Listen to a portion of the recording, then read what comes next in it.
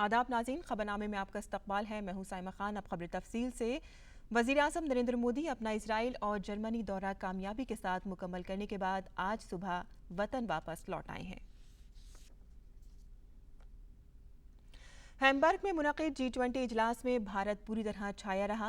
बात खा दहशतगर्दी की बात हो या फिर काले धन और बदउनवानी की, वज़ीर-ए-आज़म नरेंद्र मोदी ने पहले इजलास से ही हर मसले को बड़ी मजबूती से आलमी बिरादरी के सामने पेश किया और आलमी लीडरों से बात की। इसी का नतीजा था कि दहशतगर्दी के खिलाफ मुश्तरका बयान जारी किया गया।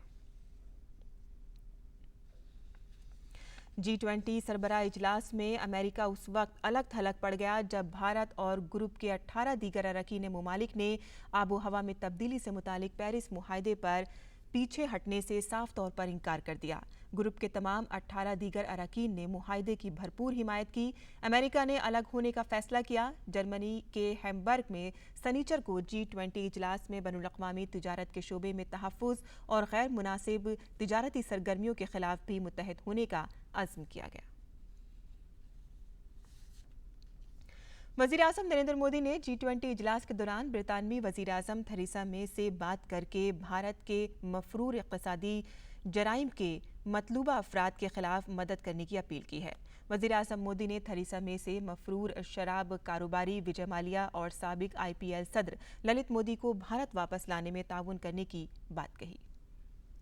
Unfortunately, United Kingdom and several other European cities have suffered from several terrorist attacks in the recent past. So Prime Minister offered his condolences and sympathies and of course support to combat this global menace. G20 सरबराह इजलास के दौरान Hamburg में Bloch Republican party के कारकुनों ने बलूचिस्तान खित्ते से गुजरने वाले चीन पाकिस्तान इक़्तिसादी राहदारी CPEC के खिलाफ एहतजाजी मुजाहिरा किया। मुजाहिरीन ने चीन को बलूचिस्तान में जंगी जराइम और कत्लेआम करने में पाकिस्तान की मदद करने का कसूरवार करार दिया। यहाँ खबरनामे में वक्त है एक मुख्तसर से वक्फे का, हम जल्द हाजिर होते हैं। खबरनामे में आपका फिर से खैर मकदम है। पाकिस्तान ने कंट्रोल लाइन की मुबैना खिलाफ वर्जी किए जाने के सिलसिले में भारत के डिप्टी हाई कमिश्नर को तलब किया। इस दौरान सीनियर भारतीय सिफारतकार ने पाकिस्तानी अफवाज की गोलीबारी के नतीजे में 2 शहरियों की मौत पर सख्त एहतजाज दर्ज कराया। भारतीय सिफारतकार ने पाकिस्तान से ये भी कहा कि जंगबंदी की खिलाफ वर्जी 223 से जायद मरतबा हुई है और रवा बरस में सरहद पर दरअंदाजी की तकरीबन 50 कोशिशें की गई हैं। भारतीय हाई कमीशन ने मीटिंग के दौरान कहा कि पुंछ और कृष्णा घाटी सेक्टर में पाकिस्तानी अफवाज ने जंगबंदी की खिलाफ वर्जियां की, जिस पर भारतीय हिफाजती दस्तों ने माकूल जवाब दिया। बीजेपी ने मगरबी बंगाल में नज़्म व नस्क की सूरत हाल को अबतर करार देते हुए वहां फौरी तौर पर सदर राज नाफिज करने का मुतालबा किया है। दार्जिलिंग में मुजाहरे हो रहे हैं। कोलकाता में सहाफ़ियों से बातचीत के दौरान रियासत के बीजेपी सदर दिलीप घोष ने कहा है कि उन्होंने गवर्नर केसरीनाथ त्रिपाठी से मुलाकात की और रियासत में सदर राज के निफाज के लिए मरकज से सिफारिश करने की अपील की। दरअसल मगरबी बंगाल की वज़ीर आला ममता बनर्जी ने इन फसादात की सख्त अल्फाज में मजम्मत की है। उन्होंने अपोजिशन पर सोशल मीडिया के जरिए अफवाह फैलाए जाने और गलत तशहीर के जरिए फ़िरका वराना फसादात को हवा देने का इल्ज़ाम लगाया है। मगरबी बंगाल हुकूमत ने बदौरिया में फैली बदअमनी की अदालती जांच कराए जाने का भी हुक्म जारी किया है। बीजेपी ने मगरबी बंगाल के बशीरहाट तशद्दुद के मसले पर रियासती हुकूमत और वज़ीर आला ममता बनर्जी को हदफ तनकीद बनाया। बीजेपी के सीनियर लीडर पीयूष गोयल ने वाज़े अल्फाज में कहा है कि जैसे ही रियासती सरकार ने मरकजी नीम फौजी दस्तों का मुतालबा किया, मरकज ने फौरन 4 कंपनियों को रवाना कर दिया, लेकिन रियासती सरकार ने तहरीरी तौर पर ताकत का इस्तेमाल करने से मना कर दिया है। बीजेपी ने वज़ीर आला ममता बनर्जी की नुक्ताचीनी करते हुए कहा है कि सियासी मफाद के तहत रियासत में दानिस्ता तौर पर तशद्दुद को बढ़ावा दिया गया है। प्रशासनिक फेलियर्स को और जिम्मेदारी को वो केंद्र के ऊपर अनाप शनाप आरोप, बिना कोई तथ्य के झूठे आरोप लगाकर डाइवर्ट करने की कोशिश कर रही है। राज्य सरकार ने सेंट्रल फोर्सेस जब मांगी, 4 कंपनीज मांग की, तो तुरंत केंद्र सरकार ने 4 कंपनीज, BSF की कंपनीज को बशीरहाट में डिप्लॉय किया। दार्जिलिंग में भी जो फोर्सेस डिमांड करी गई, मांगी गई, तुरंत 11 कंपनीज डिप्लॉय कर दी गई केंद्र सरकार द्वारा।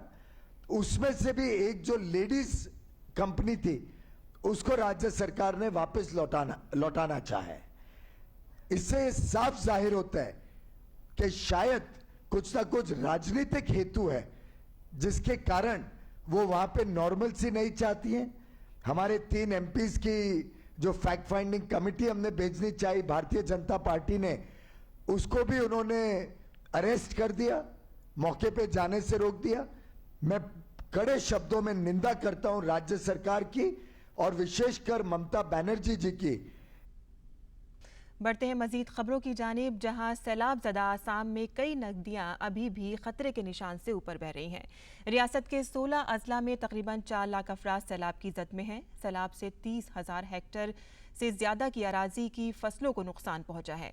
सबसे मुतासिर गोलाघाट जिले में 92 देहात सैलाब की जद में हैं।